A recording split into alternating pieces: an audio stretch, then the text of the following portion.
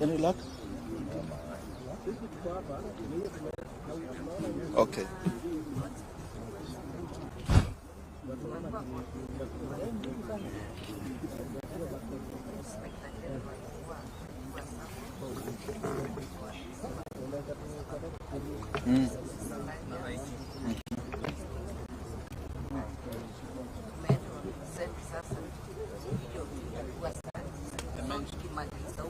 So they've been somewhere there 3 p.m.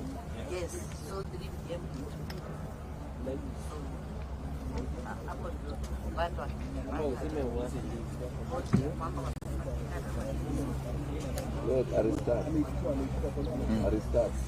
Okay. So who do you think I should introduce here?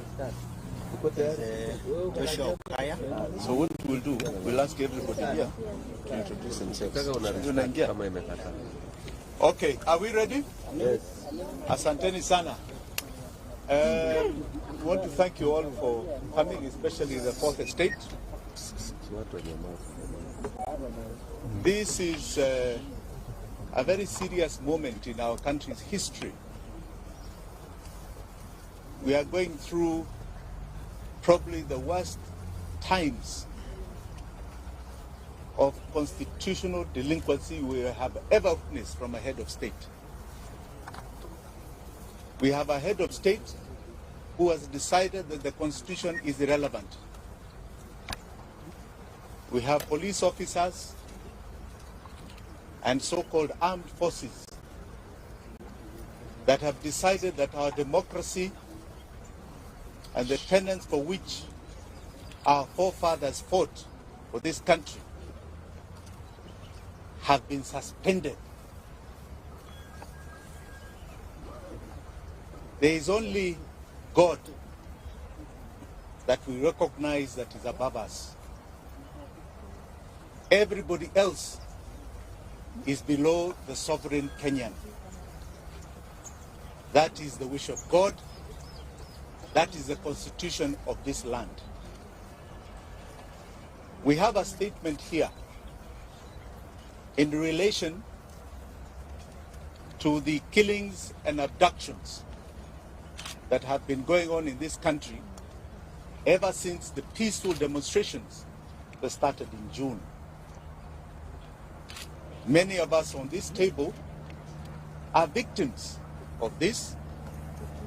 We have families here that have been so devastated by the loss of loved ones, especially young ones. But before I read this statement, I would appreciate your patience in recognition of some of the people who are seated here with me. Some people who are here with me have suffered untold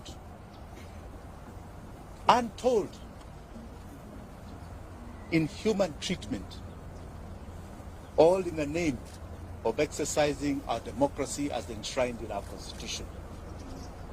So before I say much, I think Felix, you can ask people to stand up, or we just start from the end there? Sure. Right? Introduce yourselves. Please stand up. Introduce yourself. Hello everyone. My name is Adrian Koch. We are leading university student activism to reinvent and bring back the student activism that we've been having for a long period of time that we have lost. Right now, the major discourse has been on the new funding model and the role that has been in the education sector. And we want students to be active and aware of whatever is going on. We are not in support of whatever the government has done in trying to call out student leaders in having personal meetings, which is not effective towards success of education in this country. That is why we are looking at students who stand up for the students and majorly for all our individuals who are being threatened, including students themselves, by the anarchism that is being displayed by this government. Thank you. Thank you.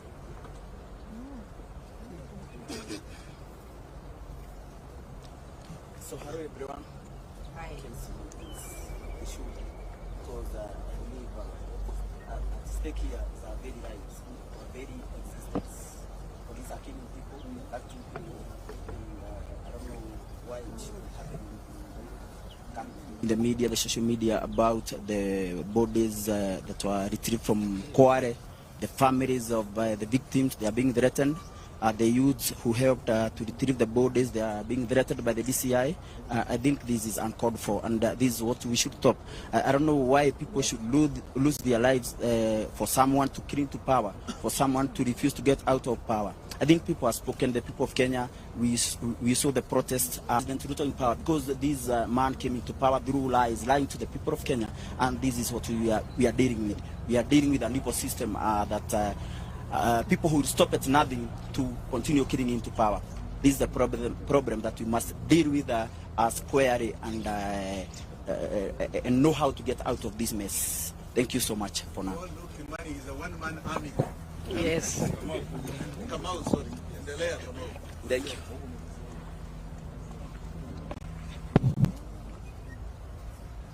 Habari zenu. My name is Florence Kanywa. I'm a social justice activist, and I am the Linda Women League Free Kenya movement. Just to let you know that the 3 persons who were abducted on 19th are members of Free Kenya movement. Bob Njagi being our chairman, and we are really saddened by what happened, and we are here to demand they be brought back to us, dead or alive. Thank you.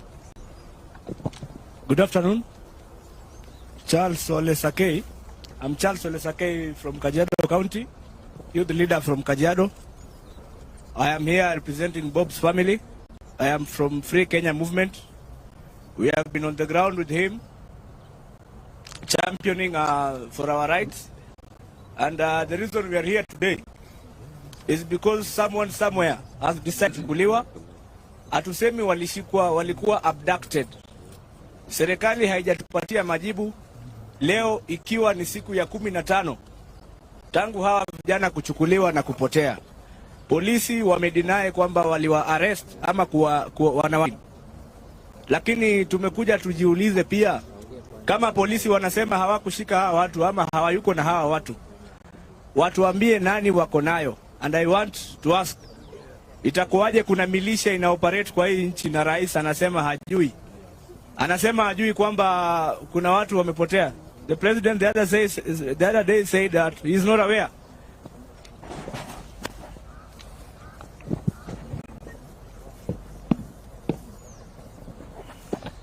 We'll come back to the introductions. Ladies and gentlemen, as I said, we are at a very sad stage in the country's history. I'm going to read this statement and know that it has been compiled by all of us because we want to send a message directly to William Samoei Ruto. Directly to him. Crooked Ruto is responsible for the illegal abductions and killings. Today, we stand in solidarity and empathy with all the families here and those who did not make it to come for their sons and daughters who have been abducted and have disappeared. It is devastating for a family and friends when a loved one disappears. Yet this is a harsh reality facing Kenya today. I'm very touched by the plight that has been going on, and more so because Bob Njagi and the Longman twins came to visit me in Kamkunji after I was illegally arrested by the police. To some of us personally, your pain is my pain. We are sounding be alarmed. We are on the edge of an abyss and moving speedily in the wrong direction. We must wake up and collectively demand for truth, accountability, and justice. Many times it is said that if it happens to one, we keep quiet. It happens to another, we keep quiet. Eventually it will land in each of our doorsteps of so-called terror suspects. We've seen it over the years. But because there is a security team that tells us that it's for our benefit, we keep quiet. Today they have extended it to people who have been peacefully demonstrating in this country. Abductions is becoming a way of life. Extrajudicial killings a way of life. This is not the Kenya. Abductions, enforced disappearances, and extrajudicial killings in Kenya remain a state strategy to spread terror amongst us. The feeling of insecurity and fear it generates is not limited to close relatives of the abducted or the disappeared only. It affects each and every one of us. Illegal abductions and enforced disappearances violates the right to life, liberty, protection before the law, and protection from other cruel, inhumane treatment and punishment. And victims and survivors, like we have here. We have a young man here who was abducted all the way to Maragua. He'll tell you his story. Abductions are a gross violation of the international law, including it is kidnapping people, kidnapping Kenyans.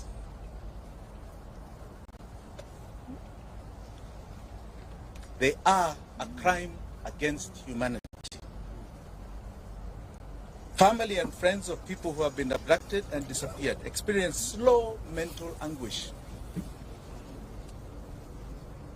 not knowing whether their son or daughter, mother or father are still alive, not knowing whether he or she is being held or how they are being treated. Searching for the truth put whole families in great danger. There are some families we wanted to visit. I myself directly, with my deputy Willis Otieno, and I can tell you those families are afraid. They want to meet us in private because they are afraid that the attention we may cause will victimize them.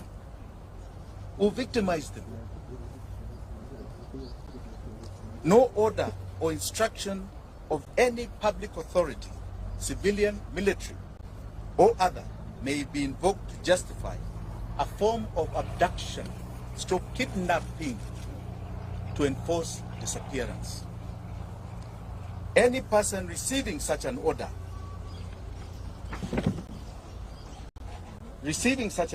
or instruction shall have the right and duty to not obey it. Article 26 of the Constitution of Kenya guarantees every Kenyan the right to life, specifically stating a person shall not be deprived of life intentionally. Article 28 and 29 of the Constitution provides the human dignity, freedom, and security of the persons, which includes and not be subjected to torture or treated or punished in a cruel and inhumane manner. The Inspector General of the National Police Service, under Article 245 of the Constitution, must exercise independent command of the police. We have seen what is going on. You have an IG who stands up and says you can demonstrate. It's in the Constitution. 2 days later, he's chasing everybody from the streets and his officers are shooting. Who is giving him those orders? The IG is constitutionally required to ensure the police operate with the highest standards of professionalism and comply with constitutional standards of human rights and fundamental freedoms while performing their work. In exercise of the command of the police, the IG has the constitutional responsibility to ensure that the officers commit to protect the right of life of all Kenyans by adhering to the Constitution. President William Ruto took oath and swore that he will truly and diligently serve the people of the Republic and the Republic of Kenya. He will diligently discharge his duties and perform functions in the office of the President while doing justice to all in accordance with the Constitution and the laws of Kenya without fear, favor, affection, or ill will.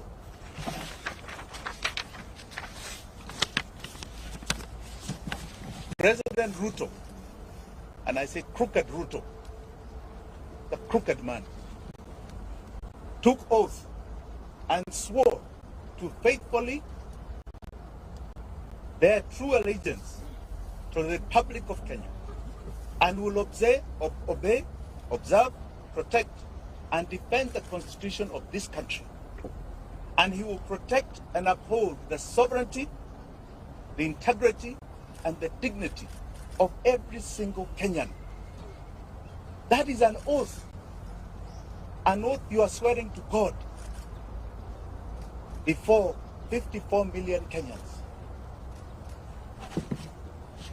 Regrettably, today it can be confirmed that crooked Ruto has not only violated the Constitution of Kenya, but has contravened his oath of office. He has become a constitutional delinquent. For the avoidance of any doubt, if any of you have any,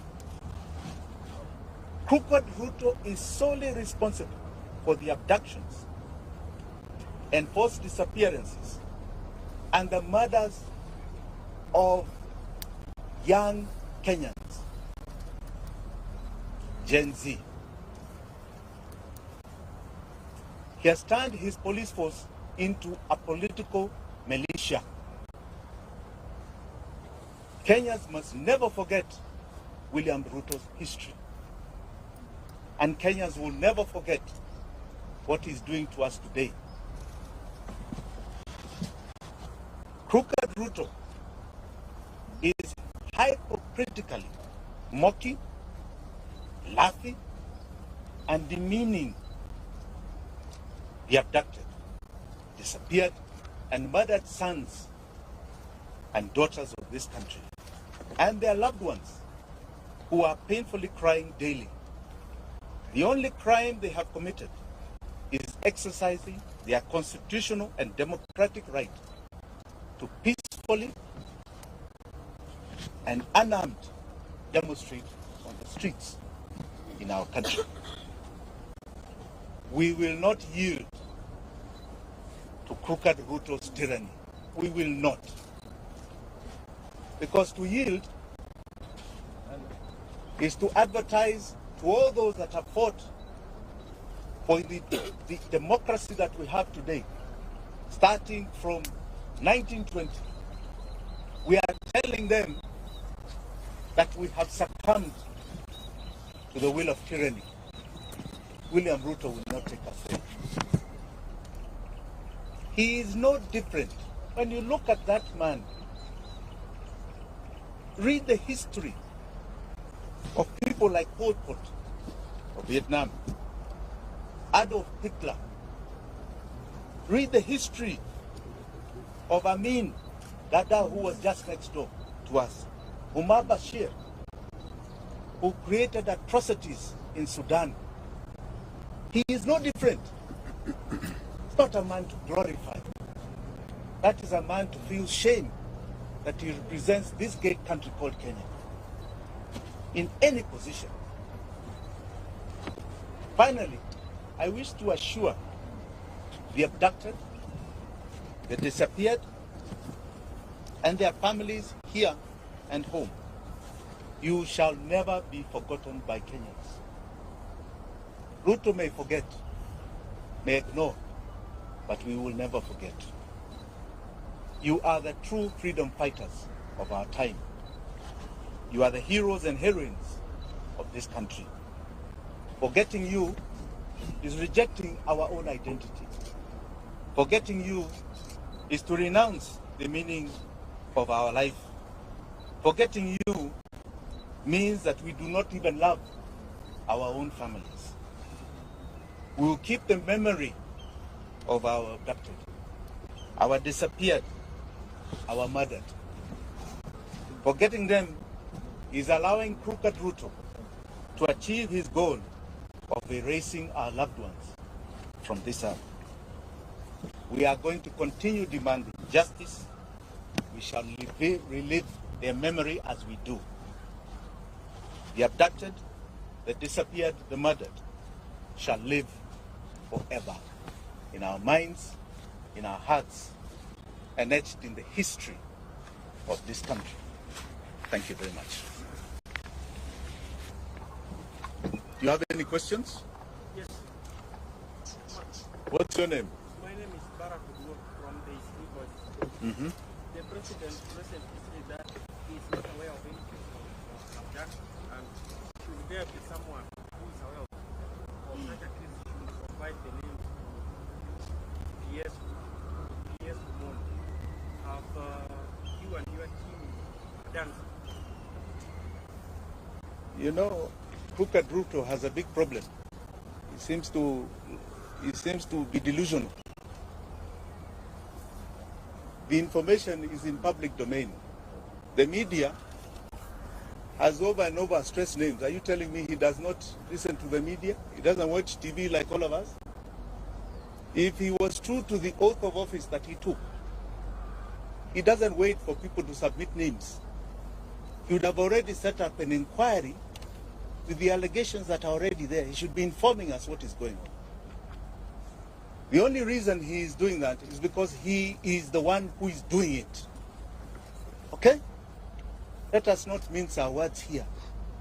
Those are his instructions being obeyed by others.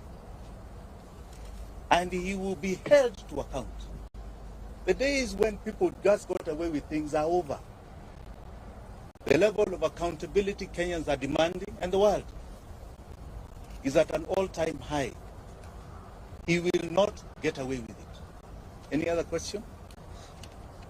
Yes.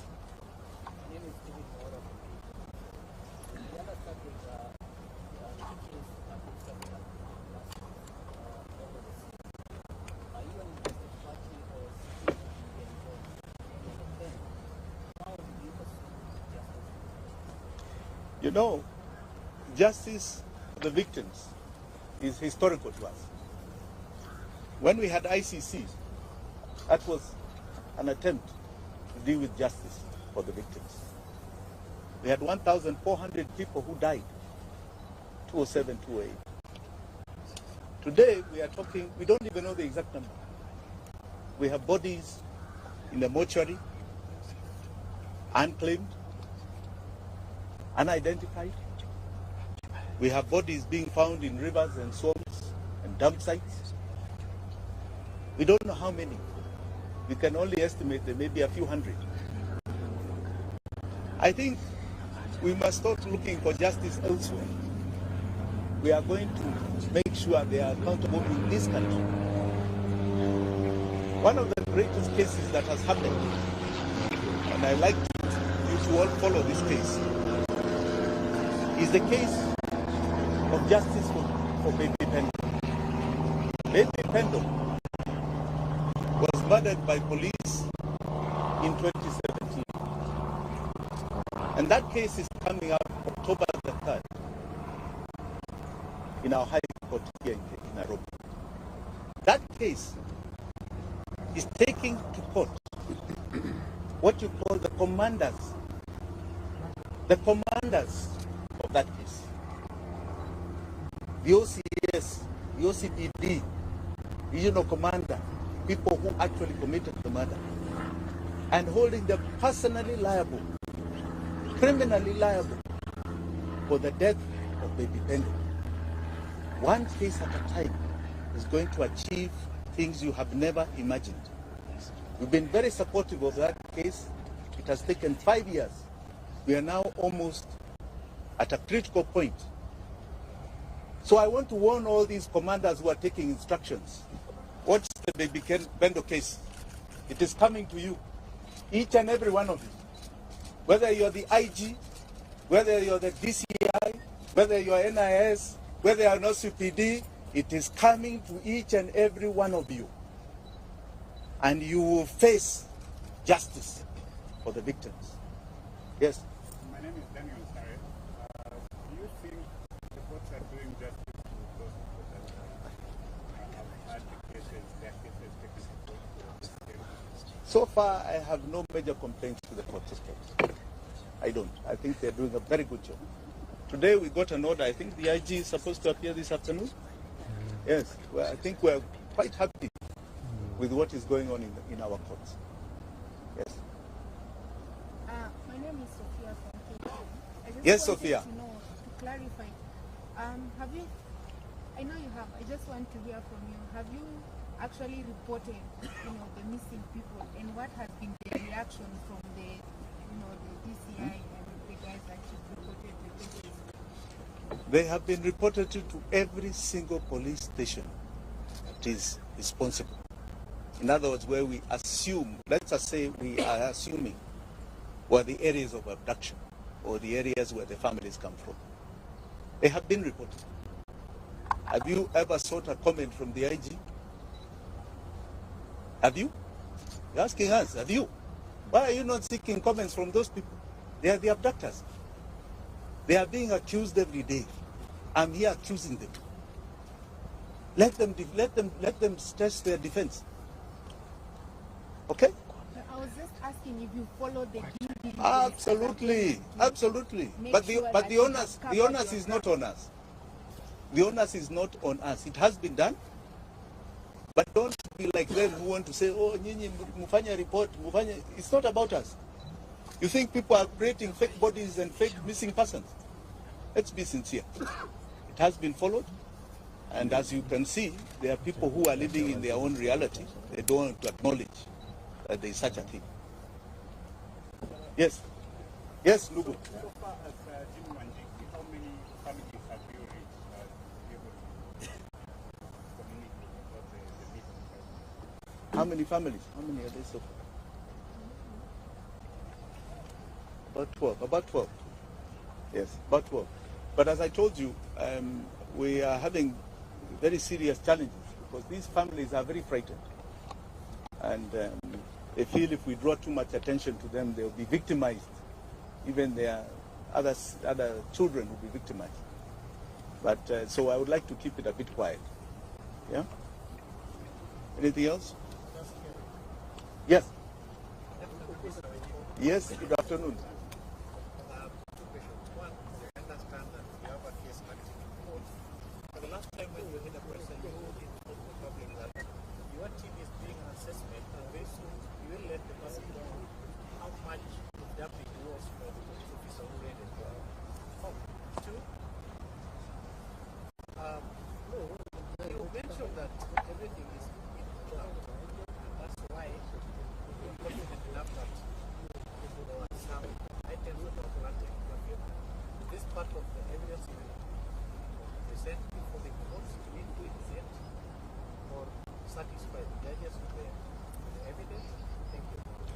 Thank you for that question.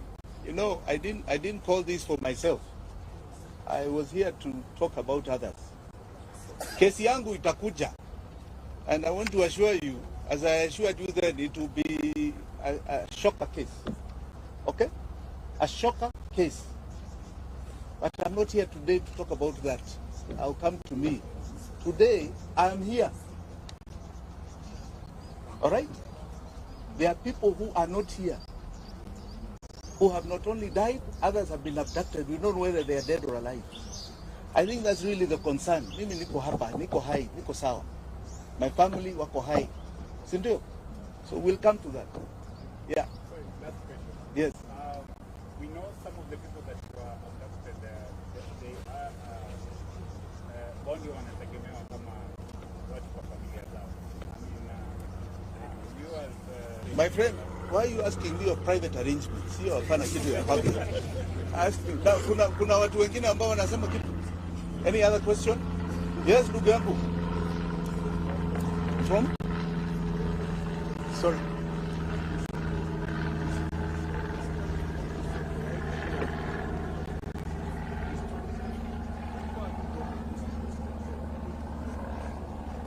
You know, I don't think it's about resignation alone. These are people who should be criminals before a court. They have completely decided the law is irrelevant. And whether they resign today and you put others tomorrow, it makes no difference. The key thing is that they need to be seen in a court of law answering for the injustice that they are committing. That attempt at stopping continual abuse of the law by the police. We need to see an IG in court. We need to see a DCI in court. We need to see OCPDs and OCSs in court. That is what we need. There was a young man who was shot some time ago called Rex Masai. Rex Masai. That was the first one that was brought to our faces. Okay? We have had how many stories for the last 3 months? Including from these agencies, what is it called? Yes. Really? We are talking about young men's lives here. Young girls' lives. I don't think it's a matter of resignation. Yeah. Do you feel like justice is going to ever be done? Absolutely. And do you have hope for the Kenyans? Absolutely. In fact, most Kenyans feel very hopeful. Any of these criminals who are perpetuating injustice will see that court of law. One day, that I assure you, this is not going to continue happening in this country. What is the time limit that is giving the government to be able to produce the people, and what is the plan? Well, let us see how they answer today, because today's this afternoon's case is critical. Many of us are skeptical. They will say they don't know where they are. They are not the ones who did it, but they also don't know what we have to prove that they are the ones. So let us see what they produce as the excuse this afternoon. Then you can ask me about time limits. Okay? Asante sana. Please hold on. I would like you to still hear some people here. Yeah? Please, Felix. Can we start with the former supervisor? Yeah, yeah. This young man. Okay.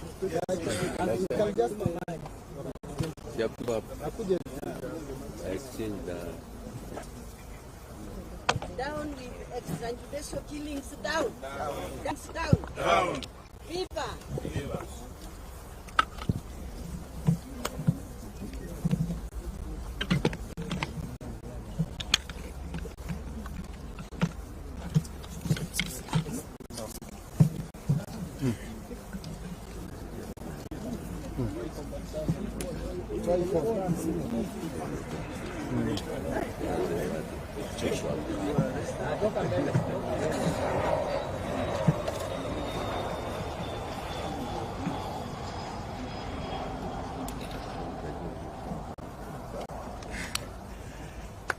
Good afternoon. My name is Joshua Okayo.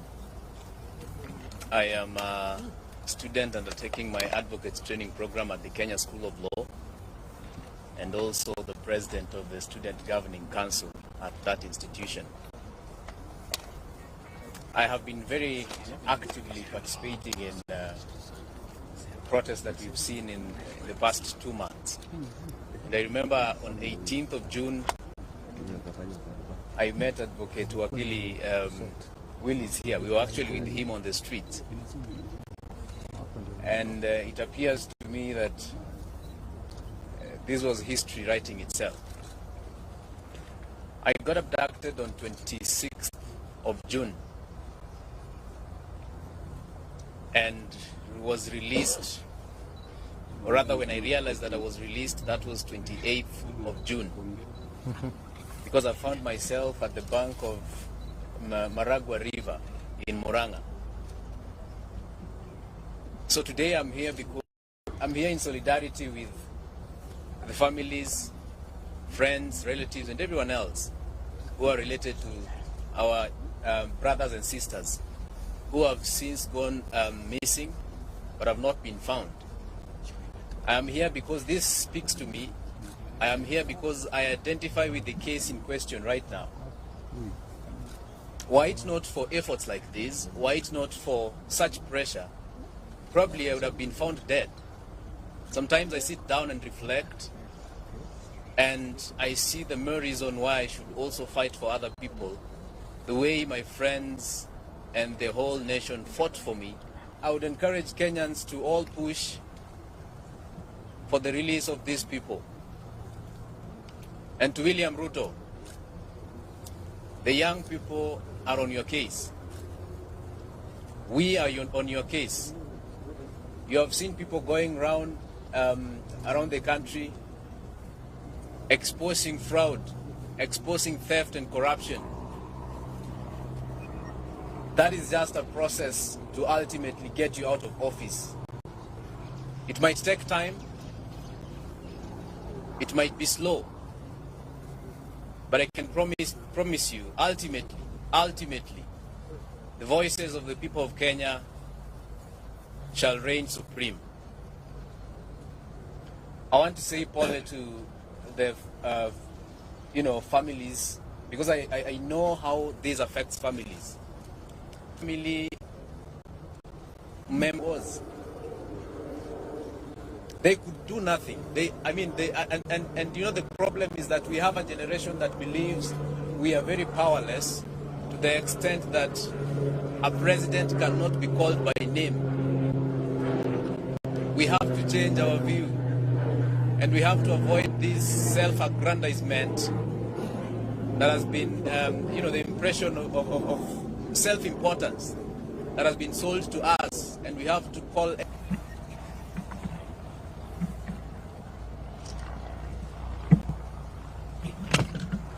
Free Jamil, free Jamil, free Jamil, free Jamil, free Aslam Longton, free Aslam, free Bob Jage, free Bob Jage, free Bob Jage, free Bob Jage, free Bob Jage, free Jamil, free Jamil, free Jamil, free Aslam, free Aslam, free Aslam. Thank you very much. I'm Willis Otieno, advocate of the High Court of Kenya. I'm involved in some of the litigations that are seeking to hold the police and William Ruto accountable for the forced disappearances and abductions of our young people. You all recall the story, for example, of the father of the alleged Equity Bank manager, who the state decided to take to live with lions and hyenas as part of torture, a forced disappearance, and the gentleman was held for over 3 weeks. Now, if we believe in the rule of law, and you think the person is a suspect who has committed an offense, our courts work every day. Why not take these suspects to court? Why not subject them to the due process of the law? Now, you've been told these issues of forced disappearance and abductions actually constitute crimes against humanity. And where we are going to seek for redress here in Kenya. And we are also going to invoke universal jurisdiction in count of achieving redress. So to those police commanders, and even to William Ruto, rest assured that under the universal jurisdiction principle, we will hold you responsible and will try you for these criminal offenses. And that is not something we are going to do next year. We are going to do it this year. So don't be surprised when you start seeing charge sheets flying across the continent, across the globe, in which police commanders in Kenya and even William Ruto will be an accused person.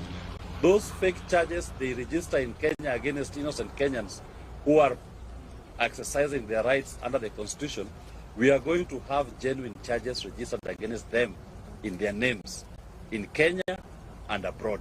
They must answer to these crimes against humanity that are being committed against our people. And there's an active team of lawyers who are doing this, and they are not relenting. We've collected enough evidence that has met the threshold for universal jurisdiction to be invoked. Thank you. I think one more word. I have one more word. One more word. William Ruto, I am coming for you. I'm coming for you in the political arena. I'm coming for you in the legal arena. And I'm coming for you with the Constitution of Kenya. I am coming for you. Know it today and every day that you pretend you are a president of this republic. Thank you very much.